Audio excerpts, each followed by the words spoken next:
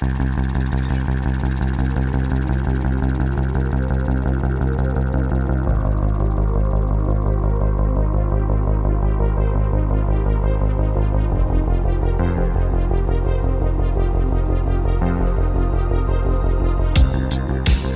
and welcome to the Movies Made Us Do It. Me and Matt are back. Hello. How are you doing, Matt? Pretty good, sir. You? I'm doing very well. Yes, very well. If you can hear that noise, it's a fan. It's very hot in here today. Yeah. So it's been 1 minute. we're just gonna have to deal with some background noise if there is any. This microphone's quite good at not listening to other things. I can't hear anything from here. So. That's good. It's quite far away, but I need some circulation in this room. I've got a house cat, so I can't open the windows. It's just, I can open the skylight, but that's very far away from where I am right now and doesn't really benefit me. Yeah. So last time we did Empire. Really enjoyed talking about Empire. I did. Yeah. I've always got time to talk about Star Wars, the first trilogy anyway. The only trilogy. I was slightly worried that it'd be a short one, and you were like, "No, we can waffle for ages." Because I always know with you and me talking about Star Wars, if we're strapped for time, if we need more time, we can just talk about the prequels or the sequels, and we can make it work. We can totally make it work. So it's never going to be a problem. We can talk about Star Wars for days. Yeah, absolutely. So what have you been up to? You watched a film last time, so I assume you've watched a couple. I think I've got 3 to talk about basically. Excellent. 2 new ones and 1 couple of years old. Right. Well, I've got two new ones, new to me anyway, and So do you want to go first? Sure. I'll start with Netflix's The Old Guard. Now, I have heard some good things about this one. My housemate watched it the other day, said it was really good. A few other people as well. I'm mixed reviews, but okay. Yeah. Well, it sounds like kind of Highlandery. Down with that, and I like Charlize Theron. So it's based on a graphic novel or a series of comics. Oh, didn't know that.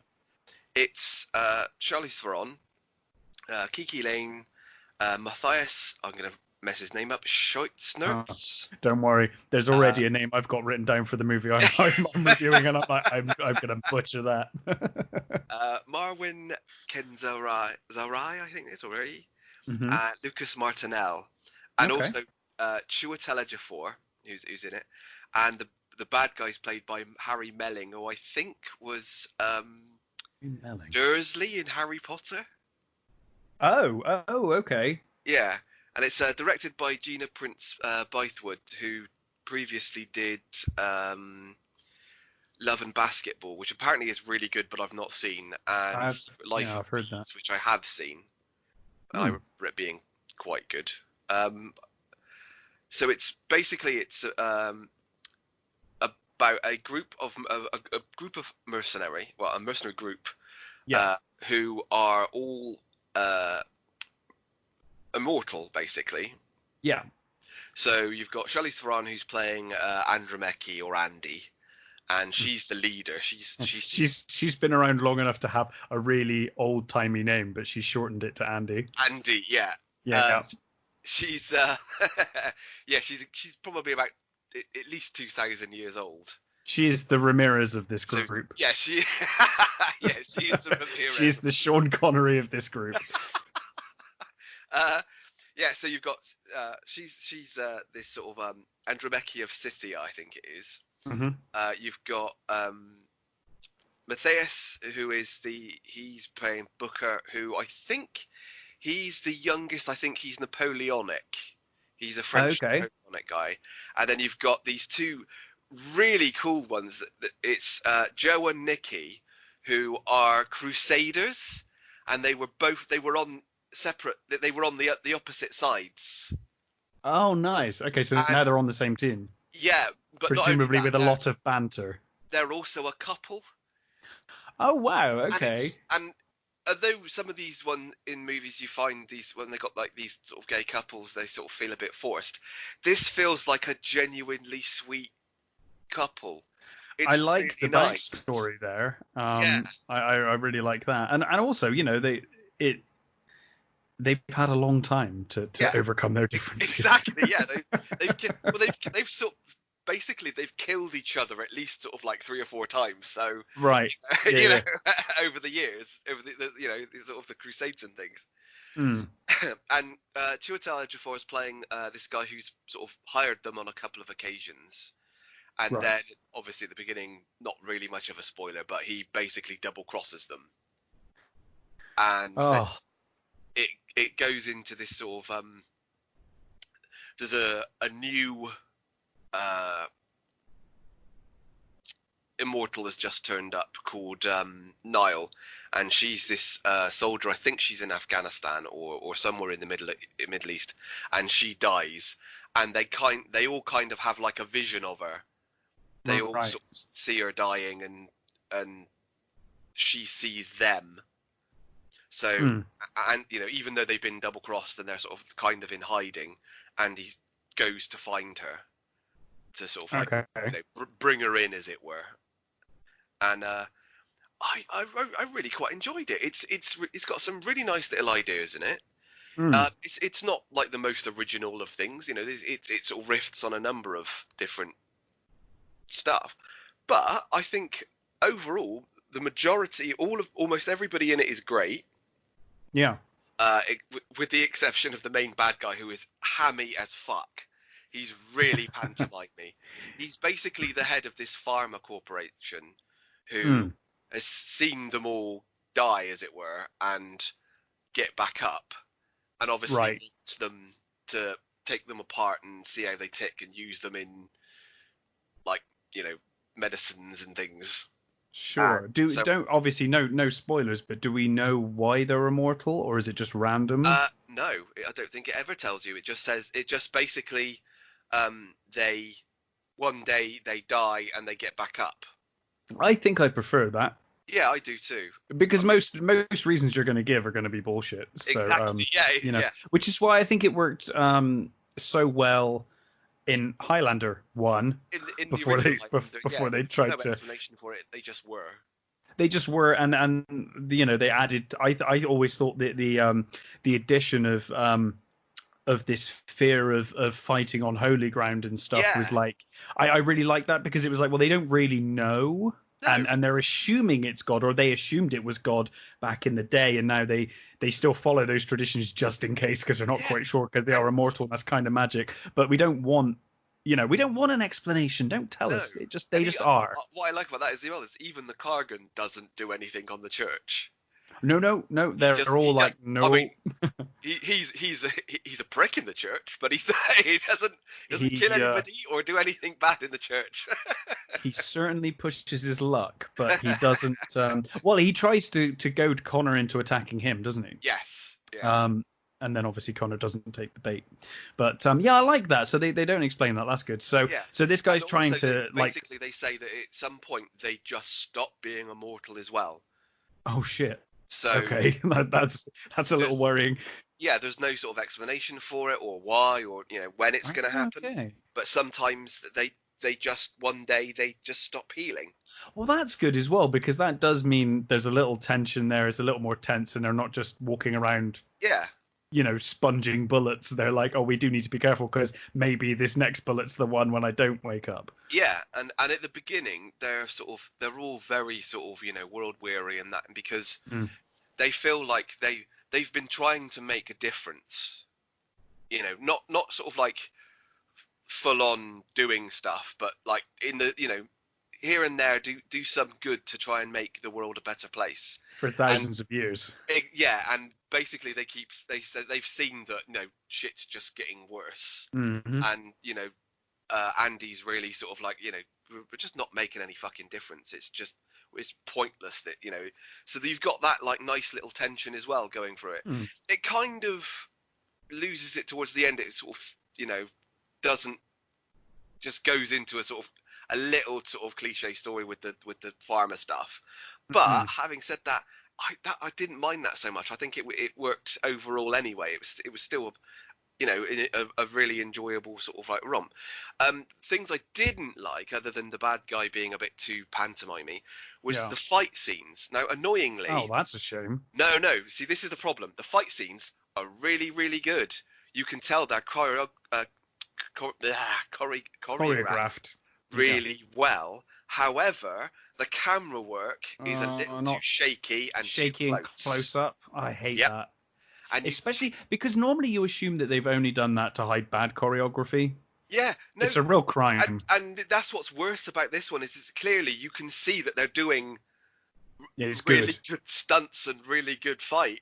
It's just that you can't see it well enough. No, show me the fight. I can understand the shaky cam close up thing for Yeah, certain we know moods Charlize and Theron can feels. kick ass. I mean, Oh we've all yeah, seen Atomic 100%. Blonde. I mean, Mm. and this is nowhere near as good as Atomic Blonde, but She's always been quite a physical actress anyway. she has. She's got. Yeah. She's definitely one of those ones, and is willing to do, Mm. as much as she can possibly do as well. Because I think she did all her own, the majority of her own stunts in this as well. Yeah. Show me the fight. I want to see the fight. Absolutely, you totally want to see the fight. I mean that's always been the sort of problem of not so bad these days because fighting choreographers has got a little better, mainly because they hire, They hire her from abroad. Really good, yeah, exactly. Yeah. But it always used to be a problem, sort of like especially in the late '80s, early '90s, where you'd watch like an American sort of fight movie, and then you'd go and see a Hong Kong movie, and it'd be like, it just doesn't compare. No, it doesn't. And to be honest, it's that thing when you're a kid and you first discover like Hong Kong and Japanese movies and Korean films. I mean, you're like it just ruins have the same safety standards, and no, they're willing to there is that themselves around like maniacs for very little money. But yeah, it does. It kind of ruins it when you're a kid when you find these kind of movies and you come back and you're like, oh no, and we're not capable of that. It's quite funny. Is Chiwetel Ejiofor, who is so good, it's almost like he shouldn't be in this movie. It's like when the sort of the level of acting just rises slightly every time he's on the screen. It's quite funny, and he's excuse me, he's not in the movie like a great deal. He's not the sort of main sort of character, but he, whenever he's on screen, it's like he kind of takes the focus away of some of the other. Like Mickey Rourke in The Expendables, where you're like, this is a dumb action movie, and then there's a moment in that film where everything kind of stops as Mickey Rourke's character delivers this really passionate, disturbing story about him and his friends in this battle somewhere where everyone died or something. And you're like, stop acting, Mickey Rourke. This is a dumb action movie. You're ruining it with your acting. This is a movie starring Sylvester Stallone, Jason Statham, and Steve Austin, the wrestler. Please do not act. Well, I always feel slightly sorry for him because he is such a great actor, and because of his own personal stuff, he kind of sidetracked himself into sort of like now being in mostly shit movies. Yeah, and it's I mean, it's all stuff that he did to himself. It's not nobody else's fault. Well, I mean, he had a real passion for boxing and really messed himself up, and I don't know what he's been up to lately. He must be getting on a bit now, but I mean, you see stuff like The Wrestler and things like that, and you're like, my God, this guy is amazing. Bloody movie that is! It's a great movie. Incredible. He is just, he's such a great actor. It's just, one of those things, isn't it?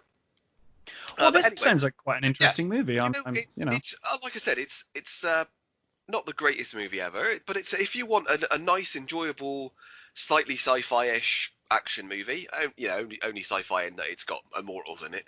Yeah, sure.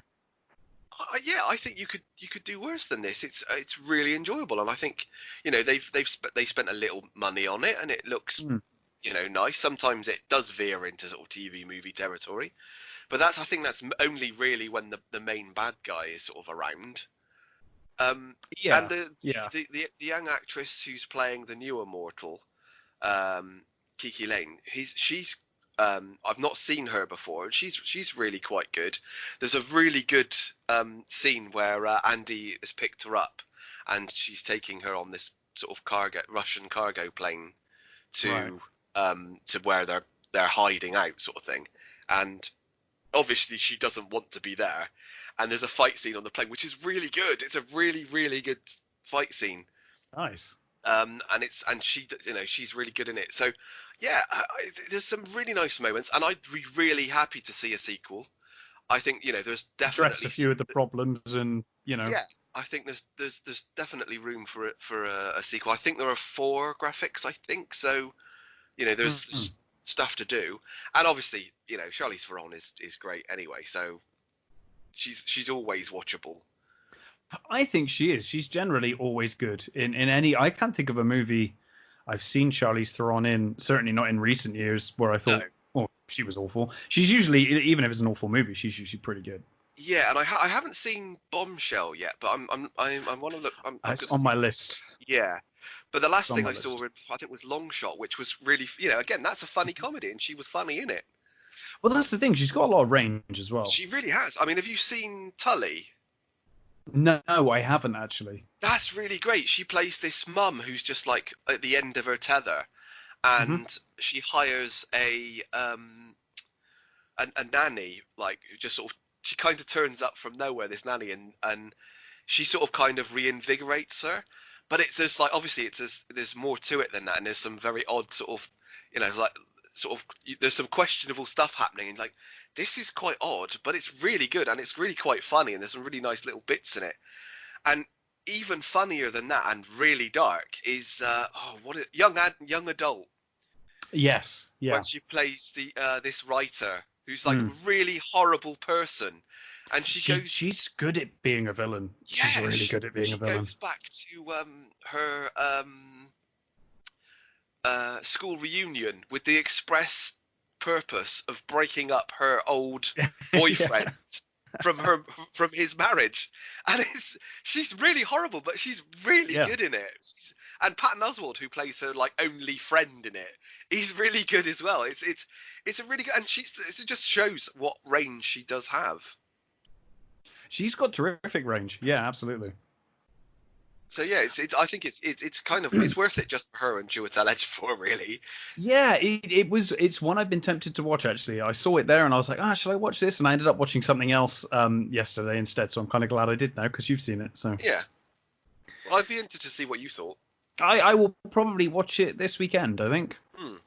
But yeah, so I've watched a couple of movies. Well, I did. I rewatched all the Blade films, and I rewatched all but one of the Jurassic Park films as well. Yeah, I was kind of like, I had a day and I was like, Jurassic Park, that's a good film. And then I watched the rest of them. I was like, Blade 2 relatively recently. It's held up all right. That still holds up. Yeah, it does.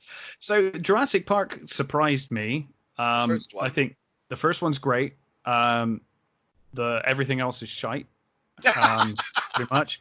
I mean, I think going to the cinema to see the second one, The Lost World, and being so bored. Yeah, and it's just so. I mean, I used to think. Well, the thing that shocked me the most is that when watching all of them, Jurassic World is clearly the second best movie. Not that that's saying a lot, but by a long shot, it kind of comes across as the third one, yeah. No, the one after that, the rebooted one, the first rebooted one. What's that's what I was thinking of. No, the Lost World's the second one, and then the third one is just 3, I think. I don't know. Okay. But yeah, like the Lost World, Jurassic World was clearly the second best, which surprised me because I thought it was one of the worst ones. But rewatching, I was like, no, actually, it's kind of better than I remember it. Okay. The rest of them are just awful, though. I mean, really, it just kind of proves like, I think the only reason Jurassic World is any good is because you're like, oh, finally, you've given us like an actual busy park where the dinosaurs escape, which is kind of what we wanted ever since Jurassic Park, and you never gave us. So it's like, finally, we got that. From what I remember, the scene where they all escape is probably the best scene in the movie. Oh, for sure. Yeah. Where they're all just like snatching up people. But you've got pterodactyls coming down, and it's just great. And so that it's that poor woman that gets like completely like taken off and munched. Do you think she did not deserve that? That poor woman. And then doesn't she get like attacked by a dinosaur, then picked up by a pterodactyl, then dropped, then picked up by another one, and then the sea one comes up and eats both her and the pterodactyls afterwards or something? It's like for no reason. She didn't. That's the kind of death that you keep for like the big villain. Like you don't like death. She didn't do anything wrong. She was just trying to look after these kids the whole time. Yeah, exactly. Yeah. But yeah, I was quite surprised by that. And then Blade gave me no surprises. Rewatching the Blade series exactly as I remember it. First two are great. The third one is absolute dog shit. God, film that third one is. Oh my goodness, it was painful to watch. I mean, that's mostly his fault. I don't know if it is. The writing is pretty terrible. Oh yeah, well yeah, that's true. But I think. He didn't help. You can tell he does not want to be there. Exactly, because he was so like belligerent on set. I think I don't think they wanted to work with him, and I think he would only communicate through post-it notes. Yep. Oh well, he only wanted to be addressed as Blade. He wouldn't talk to him unless he was addressed as Blade. And apparently, he spent most of his time like stoned out of his gourd in his trailer. Unbelievable. And you think like this series was like your series, dude? Like and even one of the scenes where he's on the table, they had to CGI his eyes open because he refused to open his eyes. It looks terrible. Well, I mean, it's not that new a film for that kind of CGI to be pulled. It's been a long time since I've seen 3, and I don't have any intention of watching it. I wouldn't recommend it. No. But in terms of new films, I've got a film that I guess didn't really surprise me too much, and a film that did surprise me. So I don't know which order you want to do that in. Well, I was going to say with the Blade stuff, was there anything like different you found with the first two? Oh, I think it's just that they were just still good. They're still really good. They do have this awkward thing, which it's something that I even thought was awkward back in the day. Right. It's just more awkward now than ever. Okay. It's just this like in broad daylight, Blade's walking around with a sword on his back, 2 machine guns in both hands, walking through public, and people are just like, fine, whatever. And there's a scene when he's literally smashing a policeman's face into a cop car, and like no one's reacting. People just walking past, like, whatever. Yeah. Like, okay, that's weird. And then by the third one, there's like 3 of them. One of them's got a crossbow, and like I'm like, what's going on? Like, how is this okay? But no, generally didn't really change my mind on any of them.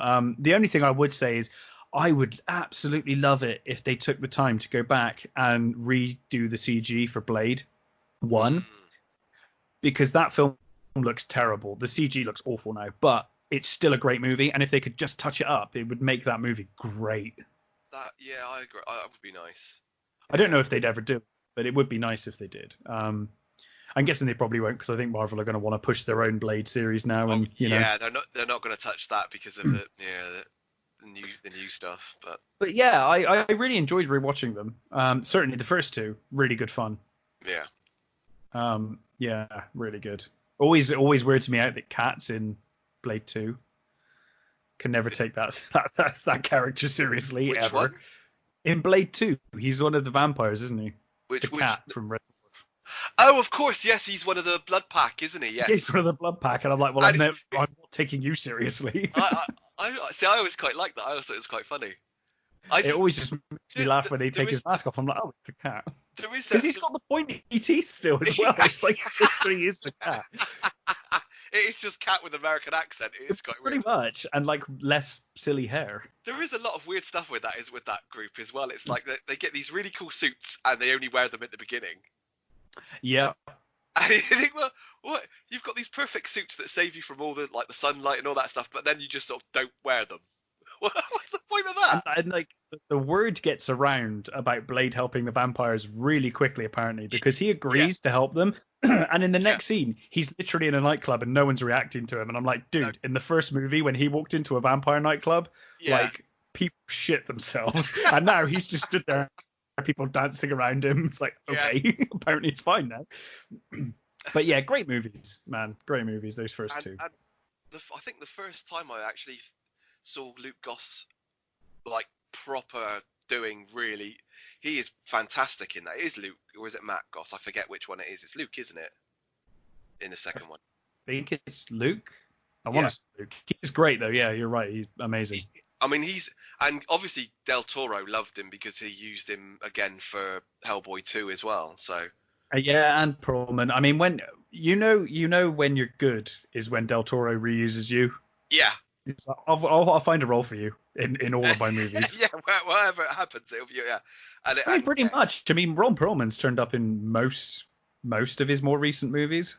Yeah. I mean, even like Pacific Rim, you're like, oh, there's Ron Perlman, you know. Yeah, well, he really loves him. It is Luke Goss, yeah. It's Luke.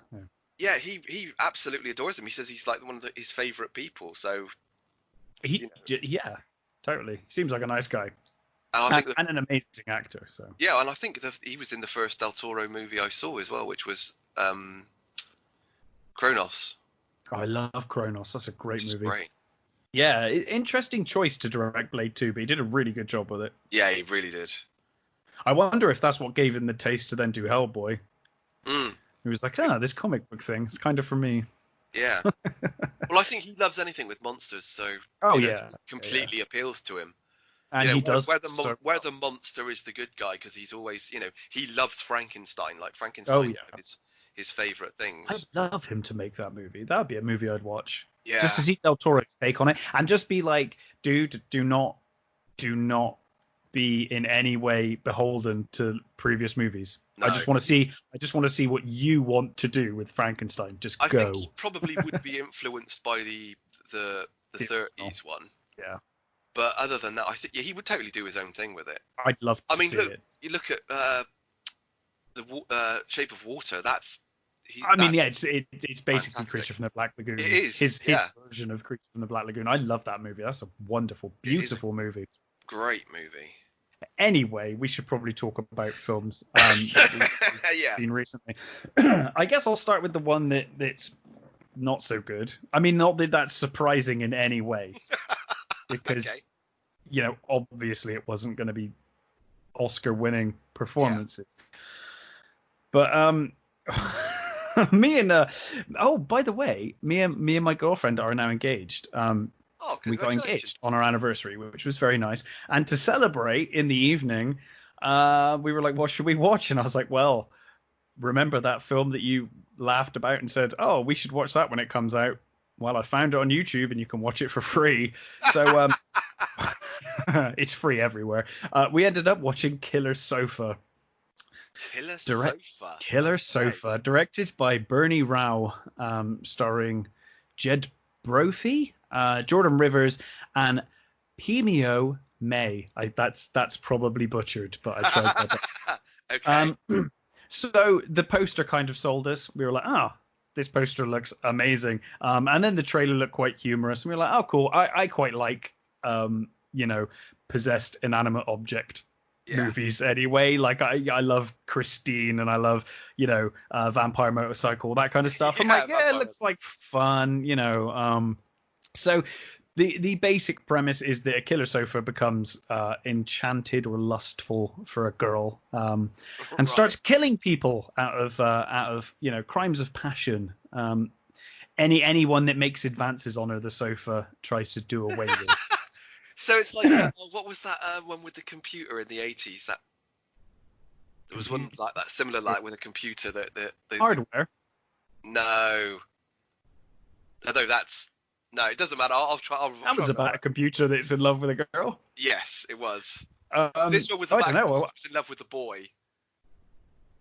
In love with a boy? Yeah. I can only think of War Games, but it's not War Games because it doesn't fall in love with. I'm really curious now. When you think of that, shoot it my way. I'll definitely give it a watch. But yeah, so basically. Problem number one with this film, the second we put it on, I was like, what the fuck? It's not a sofa, it's a recliner. It's not even a sofa. I was like, watching a film called Killer Sofa and it's not a sofa. What the hell? I guess Killer Recliner doesn't quite have the same ring, I suppose. Yes, but then why didn't they make a sofa prop? Yeah. I just looked it up. I quite like the cover. Is actually quite good. So the cover is unfortunately misleading. It's misleading. The recliner is far more subtle in appearance. than the poster kind of gives away. The poster, actually looking at it, I'm looking at it now, and it really reminds me of those when you used to go to video stores. Yeah. And the VHS covers were just so misleading as to what the film actually is. Whatsoever. It's kind of like that. I mean, the movie is about that, but it's nowhere near as cool looking story as that is. Well, I think I've just seen it. There's a picture here of it looks like a sort of like cross cartoon. Yeah, it's very cartoony. It's really cute, and that's one thing that they do really well. Is I do think the recliner looks really good in some shots, and it's really funny in some shots when you kind of see it like stalking people. It's a very expressive looking recliner, so that does help. Yeah, I mean, for the budget, I think they did a really good job. It's obviously minuscule budget, and they did a good job with that. It's got some real fun, some amusing kills. But it goes in a very different direction than I expected, and I think they probably shouldn't have necessarily. Okay. It's treated quite seriously. There's very little comedy, even though the premise itself is ridiculous. So I guess it is a comedy because it's ridiculous. I guess but it's played straight. I guess when they do movies like that, like there's a killer bed one as well. Yeah. I guess you have to decide whether you're gonna do it serious. Yeah. Or do ridiculous. Yes. I think the killer bed one as well. That one's I don't think that's even remotely funny, or it's not supposed to be remotely funny. Yeah. Other than its premise, it's a bed. Exactly. Yeah. Yeah, and I mean it is. There are some funny moments, but like I said, every performance in the film takes it and plays it straight. But honestly, the biggest problem with this movie is just that it's so convoluted and overcomplicated, and the way they try to explain things and the way they go about things is like, guys, this should have just been about a sofa trying to kill people. Like, there was no need for any of this extra stuff that you're chucking in here.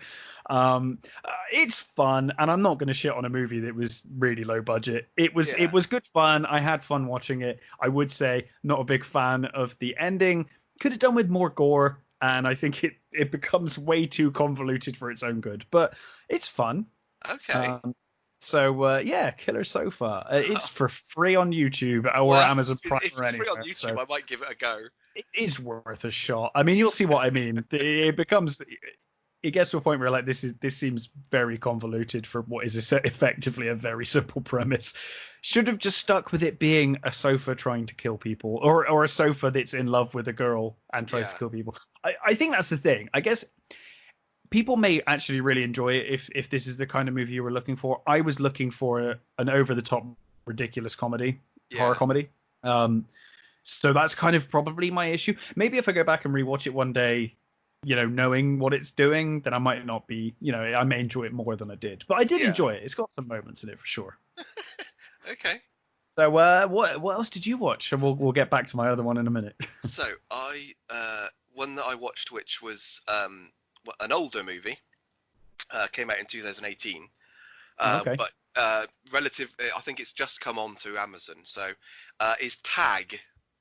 Okay. And this is it's Jeremy Renner, Ed Helms. I like Jeremy Renner. Yeah, I do as well. Jake. I know it sounds like he's not a particularly nice person, but I like his acting, is what I should say. Yeah. Jake Johnson, John Hamm, and Little Reggie. And it's this. I remember seeing the trailer for this. It looked quite funny. It did look really good. Yeah, so this is based on the real life story of a group of friends who have been playing the same game of tag for like 30 years. And I think it's June or something, or June or July, something like that. Every year they take off this like month, or they they leave space in this month, and they just sort of do try and whoever is it get like, and it's literally like they've turned up to funerals, they've done wherever they are, and it's absolutely brilliant. So you've got Ed Helms, who is the guy who's he's in the beginning he's the current It, and he basically Right. tags Jon Hamm, and Jon Hamm's he's this big hotshot sort of executive, and he's being interviewed by I think, is it the New Yorker or the anyway, one of the publications. He's being interviewed for this thing, and Ed Helms has got himself a job as a cleaner in his company just to tag him. And Right. It's brilliant. He tells him that Jeremy Renner's character is getting married, and after that he's going to retire. He no longer wants to play. So then they basically go around and scoop up all the rest, sort of thing, like, you know, Jake Johnson, Stoner, and all the characters are here. Yeah, and sorry, as Hannibal Burgess, was the other guy. Hannibal Burgess, his guy, who's some very strange things with his character, but he's quite funny. And they basically they go to this sort of this wedding. Now, Jeremy Renner's character has never been tagged ever. Oh, okay. He's never been tagged, and he's a bit of a psycho. Right. It's like every time they've cornered him, he goes off on one, and they've never got near him. And he's got this sort of he's almost like a spy. He has this whenever they. I was going to say, what is his profession? Or does he not say? Gym. He owns a gym. Okay. And you do think sort of like, is he a spy or what? What? It's really weird. But whenever they try and tag him, he goes into the sort of the explanation thing, like the Sherlock Holmes thing. Right. Oh, okay. Like, so he's when time slows and like he's looking at different body parts and. Yes, it goes into that, and it is absolutely hilarious. I really love it. Again, sort of at the moment, my benchmark for really good comedies is Game Night, and I think it's almost as good as Game Night. It's really really funny, really brilliant, and they're all great in it. Like Ed Helms for me is I'm not a big fan of Ed Helms, but he's genuinely sweet and funny in this. I think he's good in the right role. He's mostly sort of plays annoying, creepy characters, I think, and I think it's fine when he's like, you know, a side character, but he stretches it for me when he's a main character. However, in this, he's actually really good, and there's some sort of like genuine little twists that I didn't see coming, but with hindsight, you're like, oh god, I should have seen that. But yeah, again, Jon Hamm is absolutely brilliant as well. As he never gets credit for being as funny as he is, and he really is hilarious. And especially when there's a certain scene which actually is funny because there's a reference to what he does in that scene in Mad Men. Right. Nice. Yeah, it's really it's funny, it's brilliant, and like I said, it was a real article, and there is a real group of friends that still do this. There's more of them. I think there's 10 of them in real life. But yeah, this was a genuine article, and they basically. I think it's a really lovely thing, actually, that this group of friends, you know, still keep in touch once a year to play this ridiculous game. It's really sweet, but also really weird and really childish and sort of. It's super weird, but it sort of works for them that the same group of friends have been this close for this amount of years. It's really funny, and of course the woman doing the interview, she's like, "What just happened? What is going on?" And he tries to explain to them, and she's like, "Well, I'm coming with you then." It's like, no, this isn't part of the story. And she's like, it is now. No girls allowed in the game of tag. That's it. There's also Isla Fisher is playing Ed Helms' wife. Right. And the thing is she's brilliant. She helps them. But because there's no girls allowed, they've got a rule book. This childish rules. They've got a rule book with all these rules and amendments that they've made, to it. And whenever they make a sort of amendment, they have to have a meeting, and they have to sort of like, and she's so desperate to play. And of course she can't, but she's allowed to like block them and stuff and do things. It's really funny. I really liked it, and that's on Amazon. So I've been meaning to check that one out. I remember me and Paula saw the trailer a couple of years ago, and I was like, oh, that looks quite fun actually. That looks like it could be fun. It's genuinely funny. I really enjoyed it. Oh, I'm glad. I'm glad about that. Yeah, the trailer looked really good. So, a film it's been on my list for ages, and I finally got, ages, a year. Finally got around to seeing it. Was Underwater. Oh, okay. Directed by William Aliens Eubank. Underwater one. Well, yeah, a little. Well, that's how they really. described it anyway. That's how people describe it. Yeah, I mean, certainly the trailer looks like it's Alien Underwater. The actual movie, though, is far more Lovecraftian than I was expecting. More so than Alien. Yeah, I was quite surprised. It's certainly got elements of Alien in there. It wears its it wears its influences on its sleeve quite proudly. Yeah, so it follows a group of workers who are in a drilling facility at the bottom of the Mariana Trench. Right. And they encounter an earthquake. The movie pretty much opens with this earthquake. And then they realize that they're kind of screwed where they are, and they need to go and get to another facility underwater. And they've got these suits, but they've only ever used them for repairs. So they're like, are these suits even going to work to get us the distance we need to go?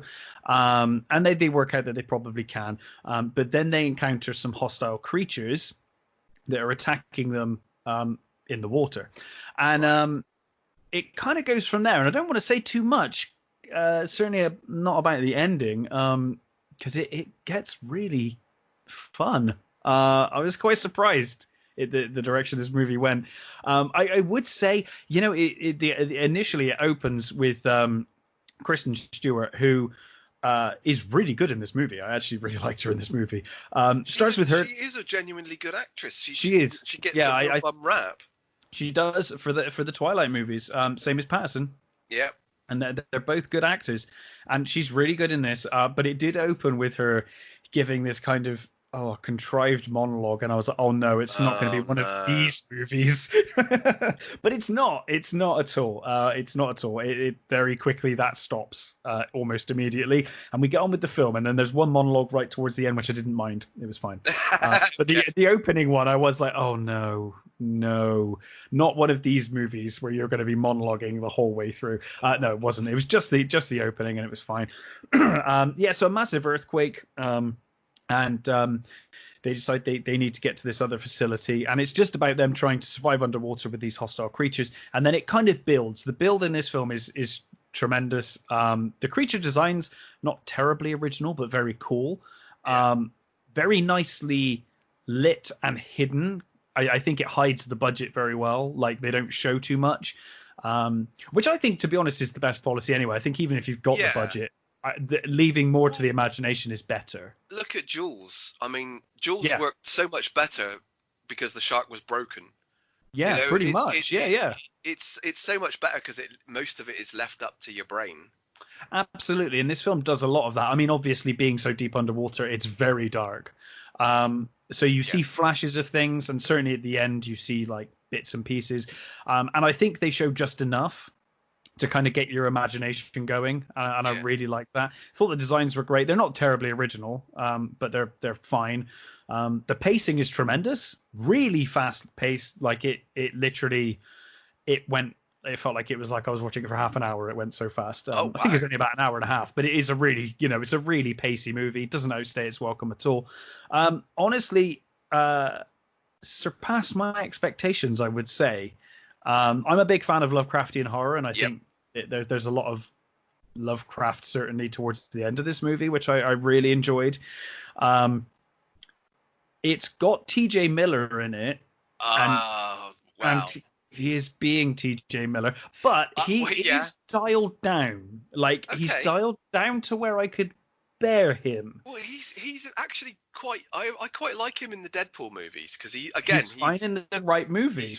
He's pulled back in those movies.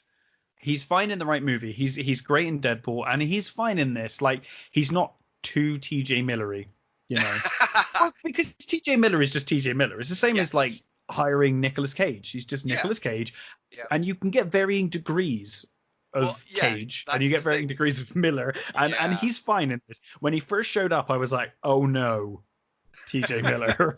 But no, he was fine. He's fine. You've got Vincent Kessel in it as well, who I love Vincent or He's Cassell. really good. Yeah, I mean, he's good in most things actually, Vincent Kessel. Yeah. Overall, I was reminded again the other day of Brotherhood of the Wolf. I absolutely adore Brotherhood. He's really creepy in that. He is horrendous in that. I think it's a crying shame that more people haven't seen Brotherhood of the Wolf. I think I was watching a video on YouTube and they were talking about it. It's like, yes, I haven't seen that for a while. I love that movie. It's a great movie. Talking about it positively. Yes. No. Good. Somebody was recommending it basically, saying that how good it was. Tremendous. The dub's not bad either, but watch it in French. It's a superb movie. Yeah, oh god, now I really want to rewatch that. Yeah, now. I think I'm gonna have to dig it out. I'm pretty sure I've got it. So I've definitely got it on DVD. I think I watched it about a year ago. I watched it recently anyway, last couple of years. Really good movie. Yeah, if you haven't seen Brotherhood of the Wolf, do watch it. But yeah, Underwater, really pleasantly surprised. Actually, I really like the trailer, and I've been sort of you know, I haven't got round to it yet, but I think now. Yeah, I definitely will now. You said it. I think it was like a $5. It was like a $5 or something to rent, and I was like, do you know what? I've just got like paid, fine. Yeah. You know, I want to see it, and yeah, I wasn't disappointed. I've really enjoyed it. I had a really good time. Cool. And I think it builds nicely. It's got a good ending. So that's good as well. Yeah, like I said, I don't want to say too much, but I thought it was good fun, really good fun. So your third movie is How to Build a Girl. Okay. So this is weird science. No. So it's on Amazon and it's came out last weekend. And it's based on Caitlin Moran's novel of the same name, and it's loosely based on her own life when she was a journalist with NME when she was 16. And I don't know if you know anything about Caitlin Moran. She's actually really cool. She also wrote this series that I absolutely loved. I think they only did 2 seasons of it, but and they cancelled it sadly, and they couldn't get enough funds to get a 3rd season. But it was the series was called Raised by Wolves. Oh, okay. And it was basically about I've heard of it. Yeah, it was about her and her sister growing up in this house in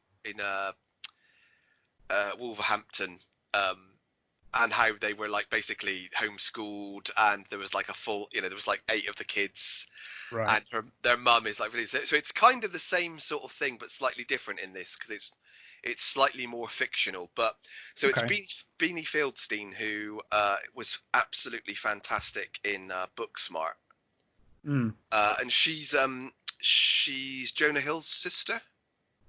Oh, okay. She's really, really good, and it's Beanie Feldstein, Paddy Considine playing her father, and Laurie Keniston, who's her brother, and Sarah Soleimani, who's her mother. And it's basically it's a coming of age thing of this girl who is she's kind of an outcast, and she spends all of her time in the library reading books and imagining how her life should be and stuff, and she's got this like wall of heroes who talk to how to build a girl, was it? Yes, How to Build a Girl. Okay. I was trying to Google it. I googled how to make a girl, and that's not something you should Google. It's like how to make a girl fall in love with you. That's not good, dude. That's not the way to do it. Just accept it and walk away. Yeah. Anyway, yeah. So, okay. Sorry, continue. I was just trying to look it up. Yeah. So she has this sort of wall of her heroes who talk to her. So it's like it's like Emily and Charlotte Bronte and Sigmund Freud and like all like the Cleopatra, and they're all played by like really cool sort of there's like Mel Sue. Michael Sheen's playing Sigmund Freud, and they're not in it very much. They're only in it like very like Gemma Arterton as Maria von Trapp and Lily Allen as Elizabeth Taylor, and they're just sort of like little sort of bits where she talks to them and stuff, and they talk back, which is really funny. And she basically she enters this competition for poetry, and she gets on TV, and she's like really embarrassing, and she was like messes it up, and then she sees that the enemy are having this competition to get new blood in, sort of thing. So she writes a review of the soundtrack to Annie, I think it is, and they basically they give it to her, and she goes in, and they're like, it's all like these like horrible blokes in there, and they kind of make fun of her, and she goes, it's like she walks in and she says, "Oh, just 17's upstairs, love," and it's like, and anyway, she basically reinvents herself as Dolly Wilde.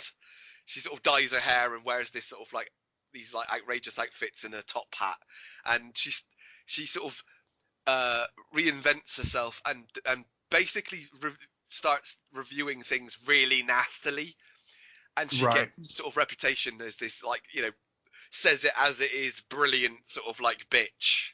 You know, and meanwhile she's like, you know, she's paying her family's bills and stuff, and her dad is this sort of like ex drummer who's trying to make it again. You know, he's like really washed up, but he's like trying to get her to promote him and stuff.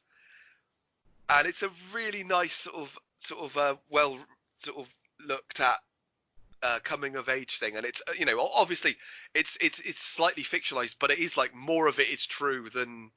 Sure. Because even though it's the fictional account of her life, it's still, you know, actually what she does. She you know, Caitlin Moran was a journalist with the enemy when she was 16.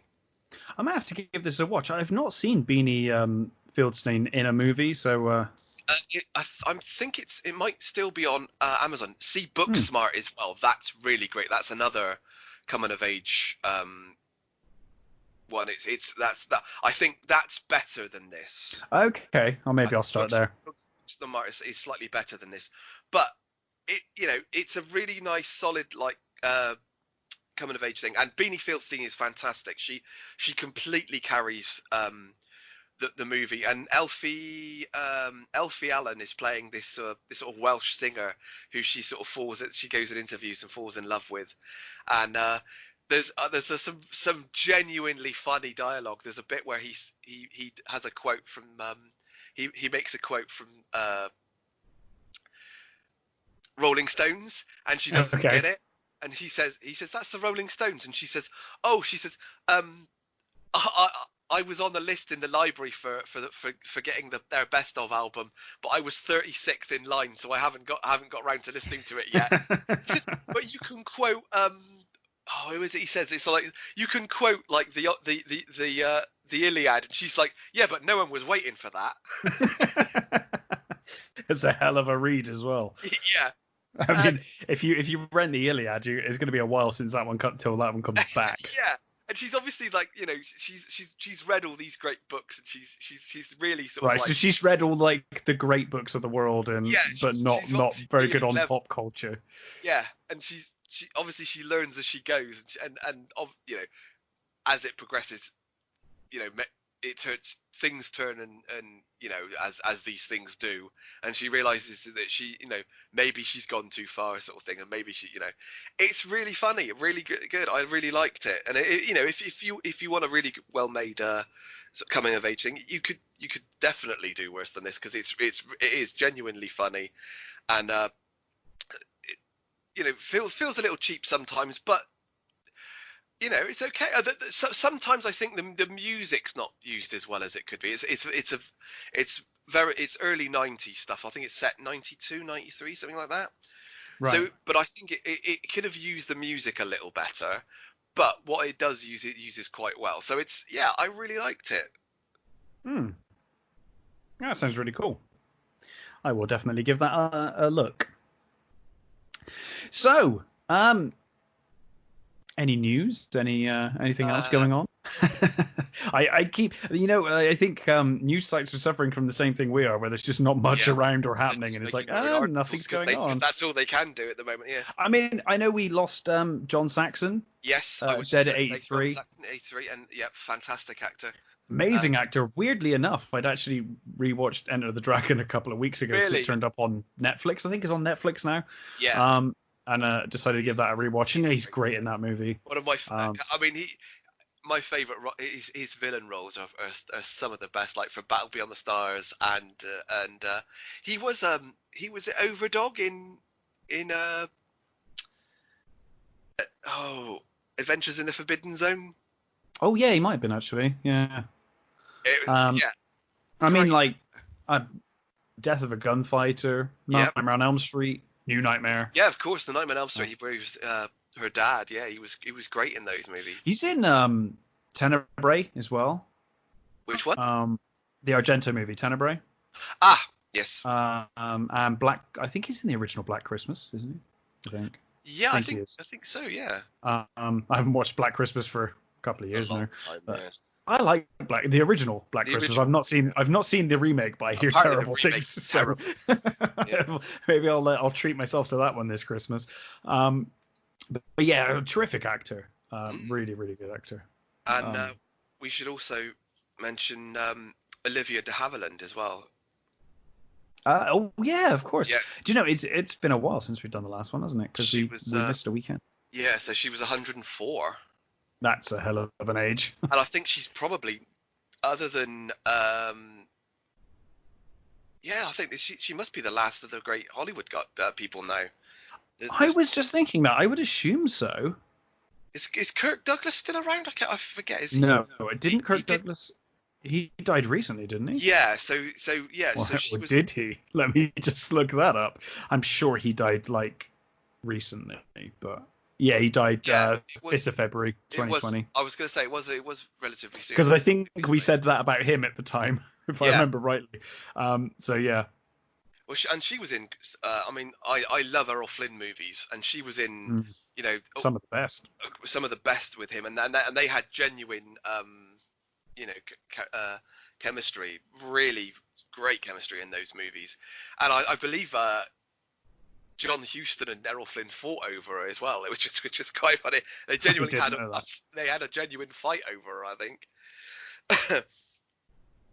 And she was. But what a career! Until sort of quite late as well. She was in some. They do though. I think actors and actresses from that era, they just didn't stop. They kind of semi-retire, but they sort of pop up in things. They keep doing stuff. They just workaholics. Yeah. They continue to turn up. Fantastic actress. Yeah. Amazing. She was English, born in Japan as well. She was born in Tokyo. Oh, I didn't know that. Yeah. Let me see what else. Oh, the Netflix are doing a Witcher prequel series. Interesting. Which is going to be it's going to focus on the first Witcher. Oh, so it's not going to be with Geralt. So it's going to be like a completely different thing. Like I quite like that. I think just as the conjunction sort of thing happens, it's basically it's going to be about the first Witcher. So have they written about this before? I don't think they have. Because if not, I kind of like that. It means they can do their own thing and just they can just go crazy and just I like that. Because it's an interesting world that they've crafted. It is, yeah. So I'm all for more Witcher. I think my quibbles with their direction in some episodes, and certainly the way they decided to oddly have things out of sequence. Yeah. That aside, I thought the Witcher series was tremendous. And I'll forgive it some dodgy CG, whatever. Some of the fight scenes were very hit and miss. There's like the first episodes, the fight scenes in the first episode are fantastic, and then in some of the other ones, it's like they obviously didn't get the same choreographers for some of them. No, it's weird, isn't it? And like I said, telling it out of sequence, some of the CG as well. I mean, that dragon. Oh my god, that dragon. Oh, the dragon was awful. But overall, I thought it was tremendous, and I'm really looking forward to season 2 of that. I think Henry Cavill's amazing in that role. Yeah. But I'm all for seeing spin-offs of The Witcher. I think it's a really. I mean, you've played the games. I've not read the books. I don't know if you have. I know a friend who's I've read the first one. I've not read this any more than that. And they are really rich and deep worlds. I'm all for them exploring it. You know. My brother-in-law's read them all, and he says he was really disappointed with the way they went.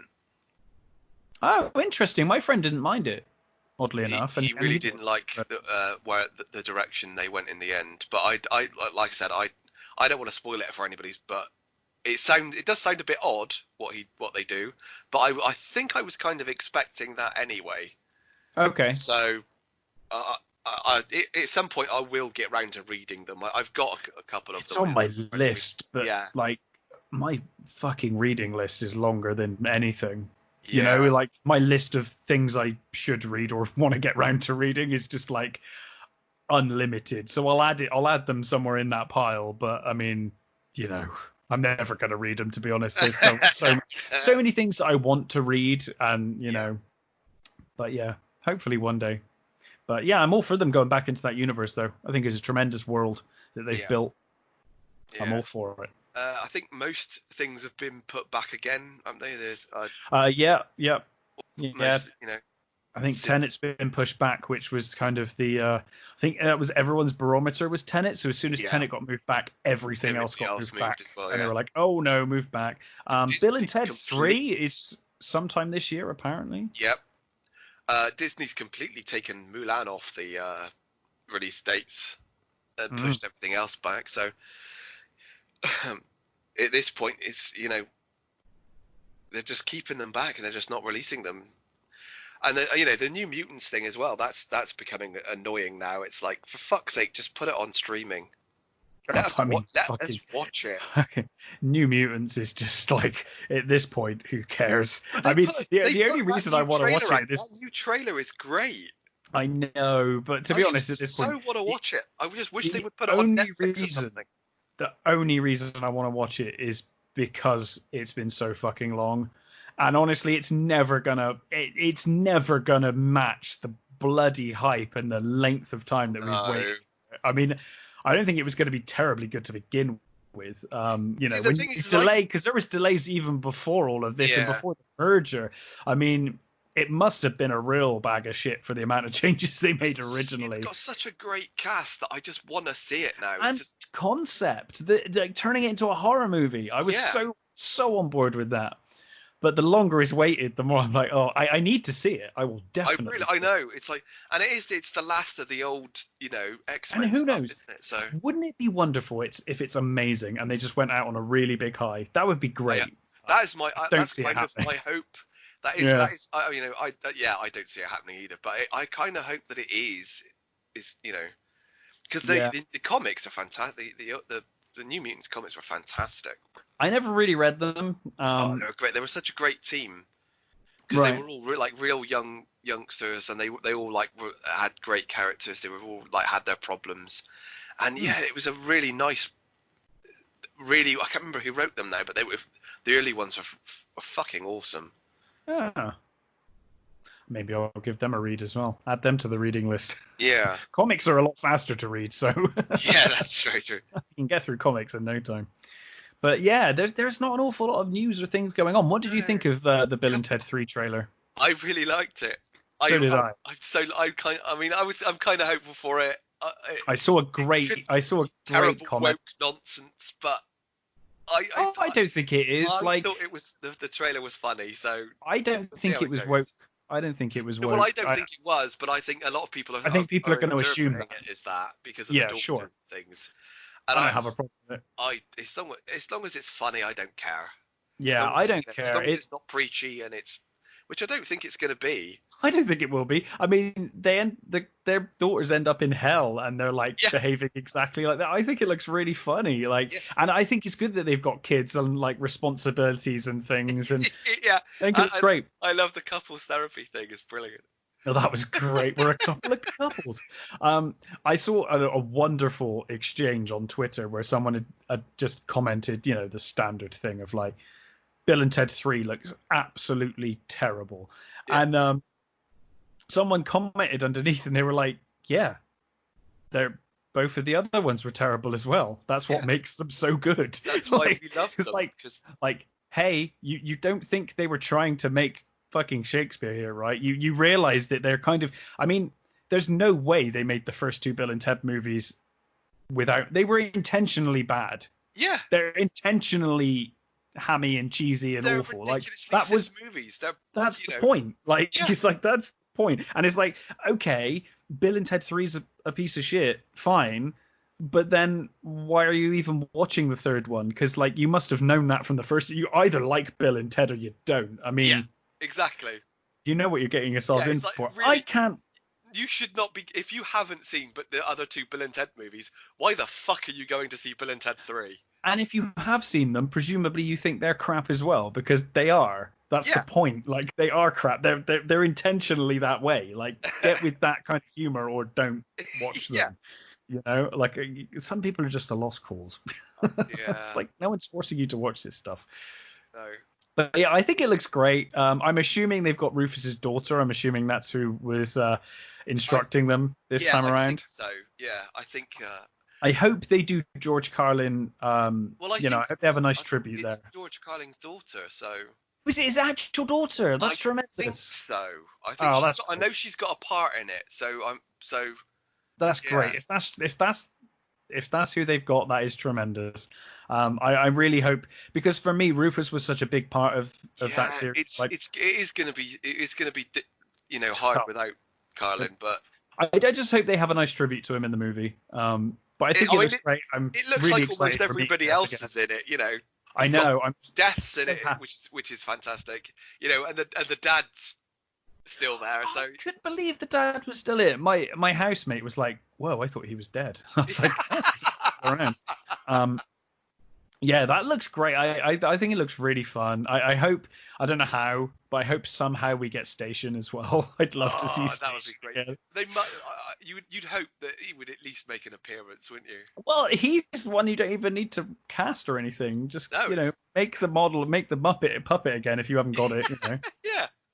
Or actually, you could just. Well, I mean, when he's stationed, he's one big dude. You just need a suit, don't you? Just a guy in a suit will do.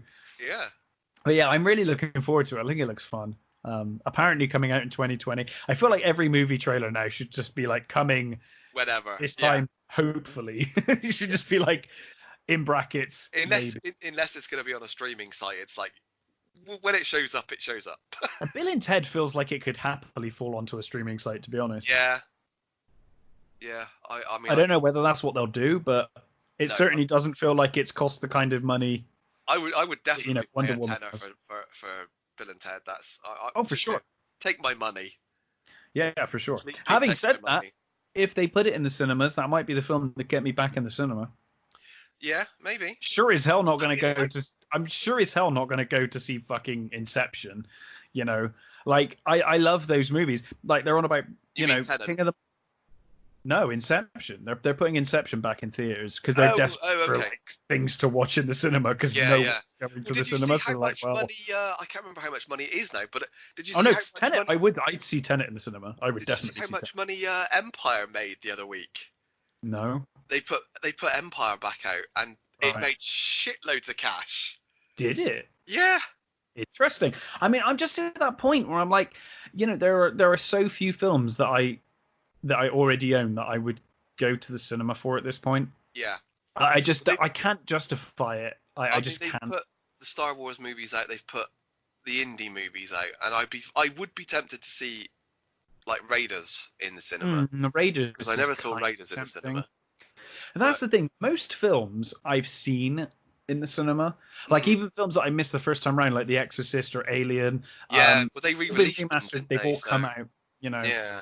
Blade Runner I've seen at some point, I think at the Watershed. So, I've seen these films in the cinema, so I don't really feel much of a need to go back. Especially when I got them on DVD. It's a difficult sell for me. I'm like, well, that seems like a waste of money. Yeah. But Bill and Ted 3, I would go and do that. Yeah, I'm looking forward to it. And no, Tenet. When Tenet comes out, I definitely want to see that in the cinema. That looks like a cinema. I'm not convinced by Tenet. I don't know what to make of it. I'm not convinced by it, but I'm willing to give it a shot. Yeah. That's where I'm at, and I do think it's going to be a cinema movie. Yeah, well, I think that's one thing you can say for Nolan is he's definitely a cinematic director. So Yeah. Like Wonder Woman, I'd happily watch at home, but the second one, yeah, yeah, because I'm not, even I though I'm, think I was so excited for Wonder Woman 2, and the more I see of it, the more I'm really worried. yeah, Because the first one was great. I really enjoyed the first one. Like the last 10 minutes, yeah, not so I much. think But it's just that potential for it to be like pointless, you know. well, it It's the is. whole It it is. never happened. Like you can change what happened. It's like, oh, for fuck's sake, don't do that. I Why hate is it because when that. you said it in the 80s for the gimmick of it being set in the 80s, because that's the popular thing is 80s 90s stuff. So let's set it in the 80s, and then someone was like, well, yeah, but then she'd never shown up until like Batman v Superman. She'd hidden Yeah, herself away since World War II, and it was like, oh well, we'll just do this rabbit pull thing, and then it will never have happened, and that's fine, great, terrific. Because I love spending 2 hours watching a film that didn't happen. yeah. Terrific. Thanks, movie. I hate that kind of MacGuffin anyway. I think I even do. if they keep it in, even if it does happen for real, I hate this kind of MacGuffin where they're like, well, let's just nerf Wonder Woman by taking away some of her powers with this MacGuffin, and then she'll obviously get it back later on. Yeah. She'll have to give Steve up to get her powers back or something, and I'm sure that'll be really emotional. And Well, we could be making it worse than it is, but hopefully, because I loved Wonder Woman, and I really hope they make a good sequel. But the more I see of it, and the more I hear about it, the more I'm worried. I'm not shitting on it. I'm cautiously optimistic, but the more I see, the more I worry. Yeah, same. I mean, again, it's got a great cast, but It's a tremendous cast. Tremendous. I guess we just have to, wait and see. We will have to wait and see. But it's one that I don't know that I'd rush out to the cinema for. I think I'd probably wait and see what people thought of it first. Whereas if it was on demand, I would probably get it on demand. Oh, if it was on demand, I'd definitely watch it. Yeah. And, not a problem. That would be straight. I'd be straight. Yeah, exactly. Yeah. Whereas Tenet, I'd be like, oh, I kind of wish I was seeing this in the cinema. Yeah. I don't know. It's because I think some of the Nolan Nolan is sometimes a little overblown. So I don't know. I'm at a funny place with Nolan right now. Well, he's certainly, for me, there've been a few missteps. Like I think if he shot Dunkirk in sequence, it probably would have been a great movie. But out of sequence, it just didn't really work for me. It's kind of really the only thing I really hated about that movie. It's like he's starting to fall, and I hate to say this because he probably isn't anywhere near this bad, but it kind of feels like he's falling into that Stephen Moffat trap of like, every movie or everything I do has to be super clever. Yeah. And it's like, no, man, you're making a historical war movie. Just shoot it in sequence, show it in sequence, and just do it in sequence. The Shyamalan thing as well. Yeah, exactly. Starting to believe your own hype and trying to make it more clever than it needs to be. There's no need. Need. Just go with a good movie. Yeah. Tell a decent story and stop messing about. Exactly. He's done a lot of great movies. He has. Prestige. The Prestige is a near perfect movie. I love that. I think it's a wonderful film. Amazing twist ending. You're either going to go with it or hate it. I loved it. And I'm not a huge fan of his Batman movies. I like them, but I still prefer Keaton. And I know it's not really like Batman, but it's fine. It's fine. It's an interpretation. Yeah. Also, by the way, Batman killed plenty of people in the comics. The fandom have just chosen to only accept Batman after a certain period of time, but he used to kill plenty of fools back in the day. Yeah. So no, and then Inception was great. What was the other one he did? The one with the magic wand waving bullshit ending. Waving bullshit ending? They need to go into space. I've not seen it. Movie. It's really good until the end. Well, actually, I suppose the ending's all right. I came out in the cinema and I was like, that was Interstellar. That's it. Yeah, I haven't seen it. great visuals and some great ideas, but the ending for me was like, this is magic wand waving crap. I think that's the thing. Yeah, I think I've heard so much about it, and the Uh-huh. thing is, one, I've not exactly fallen in out of love with him, but I'm not so keen at the moment. Mhm. But it's got what's his face in, and I just can't Oh bring yeah, my. you're not a fan of McConaughey, are I am you? not a McConaughey fan, No. even though I know he's a good actor, and Mm.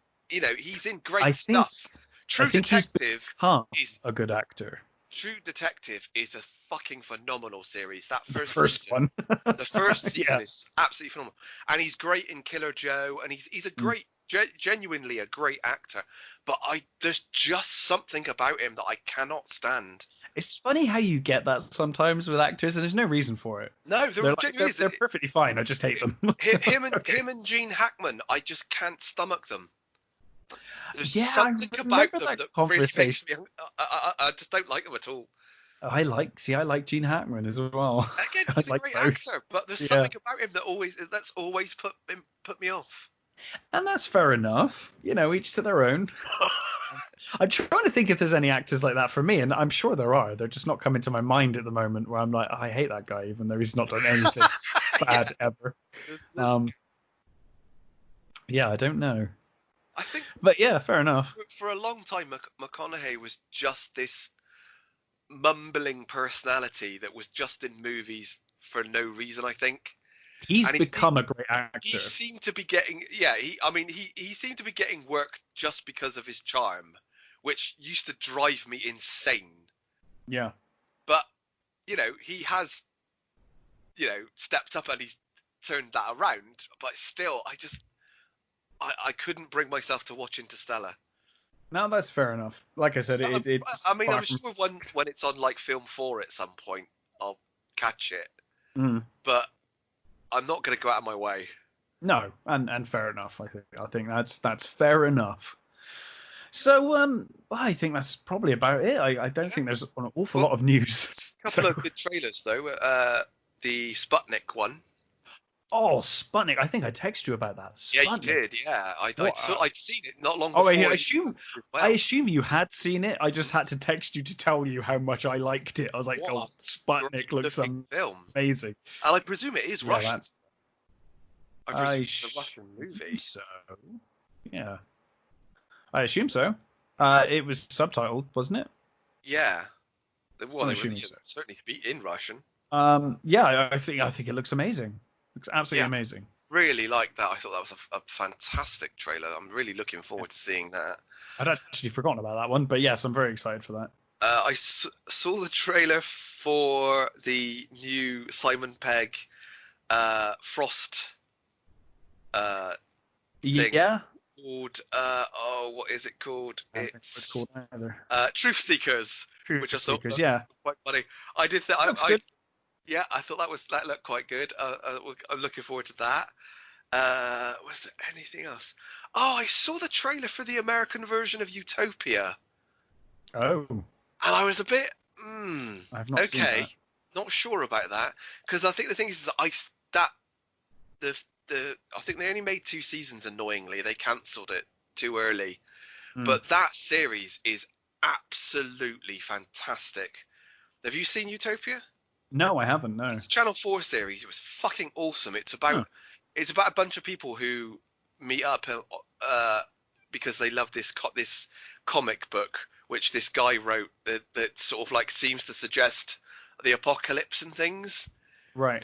And they're all sort of like, it's an underground comic. And then there's a weird stuff happens, a wider conspiracy happens, and there's the guy searching for this woman. It's a great fucking series. They only, annoyingly, Channel 4 cancelled it after 2 seasons, but the Americans have made a version of it, and I'm not sure about the American version so far, but Well, that's a shame. we'll Hopefully see it'll how be that all right, goes. and hopefully it'll outlast the British version and continue. Yeah. I think that's mostly it. Yeah. I think it is. There's not a lot going on at the moment. What are we going to do for the next episode? Are we going to watch movies and talk about movies, or are we going to pick a movie and talk about that instead? Shall we Happy pick either way. something? What should we pick? I don't mind. You have to give some. Because we're recording this one late, so I. Yeah. We're recording this one on the Wednesday, so I was like, I'm gonna have to try and find some films to watch between now and then. I don't mind. What do you reckon? You got any movies in mind that we can? I mean, there's plenty of movies we can talk in depth about. So. Yeah, I nothing springs to mind at the moment. I'll give it some thought. I have a think. I'll get back to you. Because if it's usually going to be films that we know off by heart anyway, so I can just rewatch it Saturday night and I'll be good to go. Yeah. I mean, with Empire, I didn't even need to rewatch it, to be honest. I just rewatched it for a laugh. So definitely, one of those sort of. It's all in your head. So anyway. It's like word for word. It lives in my head. Yeah. I was saying this about Alien the other day. I was like, I said to my housemate, I was like. Funny enough, talking about Bill and Ted and seeing films in the cinema and stuff, and I think Alien and Blade Runner are just at that point in my life now where I just don't even need to watch them anymore because I just know them. I just know them. I'll put them on, but I'm never really watching them. They're on in the background while I do other stuff because I just know them. Yeah. I've seen them so many times now. Like Shaun of the Dead's another one. It's like I know Shaun of the Dead word for word. I think that Shaun of the Dead. It's another one of those movies that when it's on telly and you're flicking, you can't help but put it on. Just sit and watch it. Yeah, and you're like, I'll just watch 10 minutes of this, and then you just watch the whole thing. Yeah. And Hot Fuzz as well, same. Yep. Tremendous. Okay, well let's have a think, and we'll come up with a movie to talk about for the next show. But yeah, this one's going out pretty much almost live. This will be going straight online because we're recording it on Wednesday. It's going out on Wednesday. So Wednesday? Thursday. It's Thursday today. It's a day late. But never mind. It's a day late. This bloody lockdown. I don't know what day I'm on anymore. It's just... I know. Everything just blends. I'm just in this room every day. So it could be any day. It's a sunny day. That's all I know. Yeah. But cool, warm. Man. Well, I shall catch you on the weekend, and we'll talk about a mystery film. Cool. But until then, thank you for listening, everybody, and we'll catch you next time.